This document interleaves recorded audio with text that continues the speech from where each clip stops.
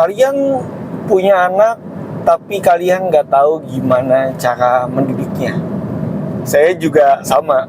Saya nggak tahu gimana cara mendidiknya, dan ujung-ujungnya saya harus nanya ke buku yang serba bisa, Alkitab.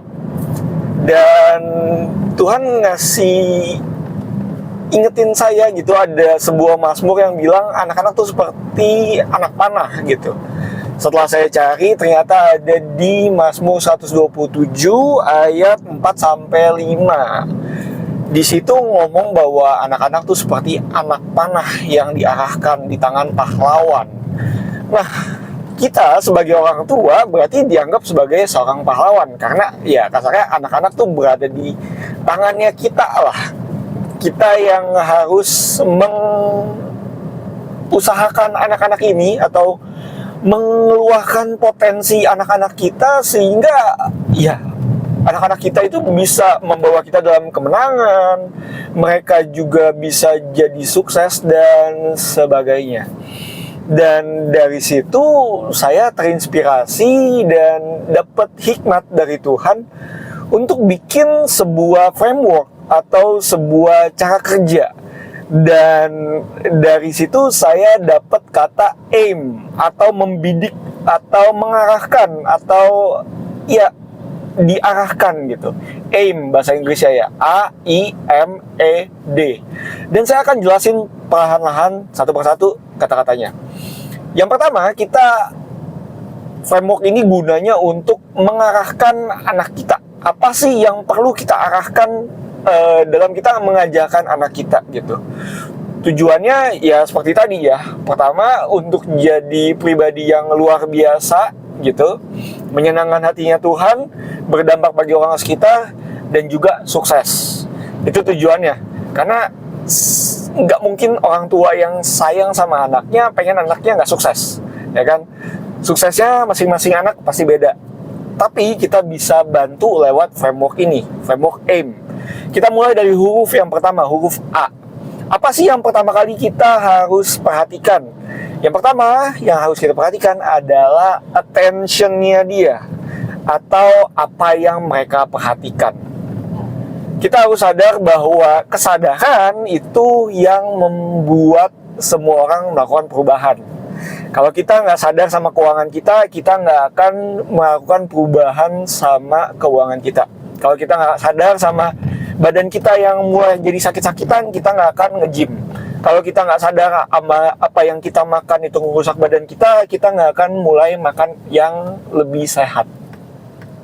Yang pertama yang harus kita lakukan untuk kita bisa ngajarin anak kita jadi orang sukses adalah kita harus belajar untuk menempatkan perhatian mereka atau atensi mereka ke tempat yang tepat.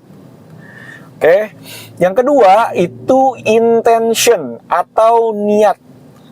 Jadi kita harus mengarahkan niatnya mereka, intensi mereka, tujuan mereka ke tempat yang tepat. Karena tanpa kita memberikan mereka tempat atau niatan yang benar, otomatis anak kita jadi nggak tahu tujuannya tuh apa. Niatan di situ lebih ke arah tujuan. Setelah kita tahu, kita lihat atensinya udah benar, kita arahin kemana tujuannya atau niatnya tuh kemana gitu.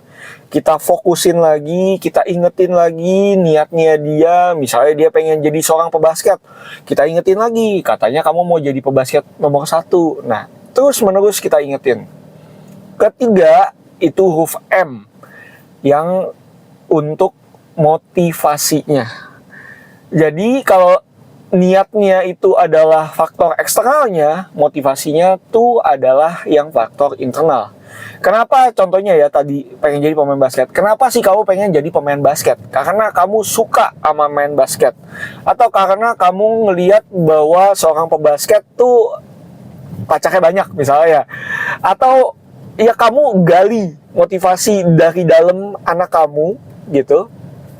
Kamu gali motivasinya sehingga kamu bisa menemukan motivasi yang jadi faktor pendorongnya dia gitu, yang bikin dia tiap hari itu semangat gitu. Dan ya harus juga kita sebagai kepala keluarga Kristen ngingetin bahwa motivasi yang benar harus berdasarkan dengan firman Tuhan. Terus setelah kita meningkatkan motivasinya mereka, kita mengarahkan motivasinya mereka, yang harus kita arahkan berikutnya adalah huruf E atau eksekusinya mereka. Jadi kalau cuma ide-ide doang tapi nggak ada eksekusinya atau nggak ada tindakannya, otomatis itu cuma jadi mimpi belaka, betul?